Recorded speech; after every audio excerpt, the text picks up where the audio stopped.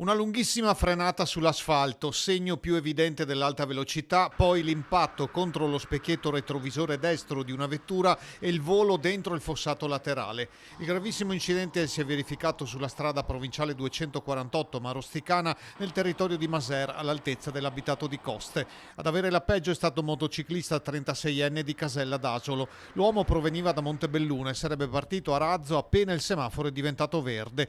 Da via Mattei, laterale che porta alla zona artigianale, aveva appena svoltato verso sinistra, direzione Asolo, una Lancia Delta che si era già immessa sulla carreggiata. Il conducente però non avrebbe fatto in tempo a vedere la moto. Inevitabile a quel punto l'impatto, con il motociclista che si è buttato sul lato destro, passando sul fianco della macchina a cui ha tolto lo specchietto laterale e finendo fuori strada, prima contro un palo che potrebbe averne frenato il volo, poi dentro il fosso. Le sue condizioni sono apparse subito gravi a causa delle fratture e dei traumi riportati. Sul posto è arrivato l'elicottero del SUAMI di Treviso che lo ha trasportato al Cafoncello, dove è ricoverato in prognosi riservata ma non in pericolo di vita.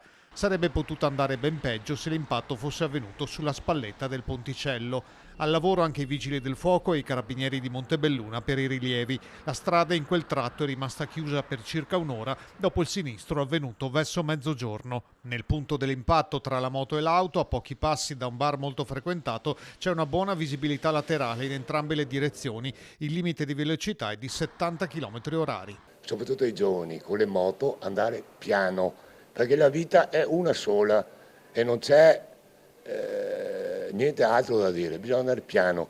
A me, 63 anni, mi suonano il clacson, perché? Perché vado troppo piano. E una volta ero scalmanato anch'io, adesso mi sono reso conto che non ne vale la pena, bisogna andare piano.